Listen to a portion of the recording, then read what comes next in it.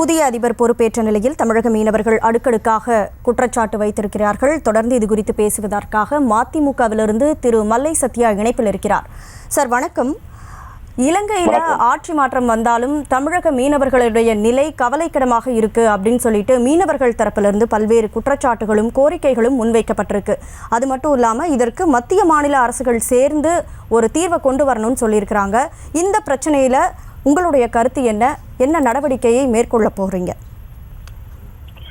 இலங்கையில் எத்தனை ஆட்சி மாற்றங்கள் நடந்தாலும் தமிழக மீனவர்கள், குறிப்பாக அவர்கள் இந்திய மீனவர்களுடைய நிலைப்பாடுகள் இப்படியேதான் தொடரும் என்பதற்கு பல சாட்சிகள் தொடர்ந்து இருந்திருக்கிறது.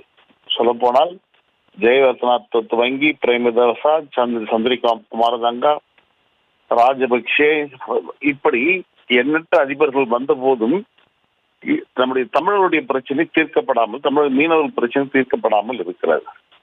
தமிழர் மீனவர்கள் என்பவர்கள் ஊதியம் பெறாத எல்லை பாதுகாப்பு வீரர்கள். அவர்கள் வழக்கமா ஒரு நாட்டின் எல்லைனா அந்த நாட்டுல ராணுவங்கள் நிற்கும். ஆனால் இந்த கடற்கரை ஓரங்கள் நம்முடைய மீனவர்கள் தான் எல்லை பாதுகாப்பு வீரர்களாக இருந்து தமிழ்நாட்டின் எல்லை பாதுகாத்து வருகிறார்கள்.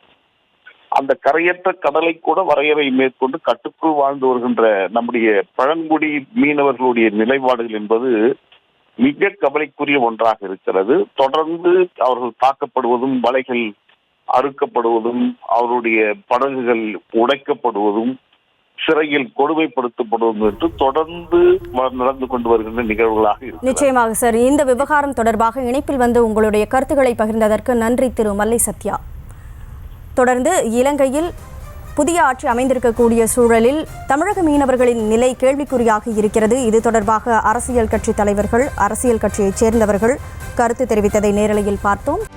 செய்திகளை உடனுக்குடனும் துல்லியமாகவும் தெரிந்து கொள்ள சப்ஸ்கிரைப் பண்ணுங்க.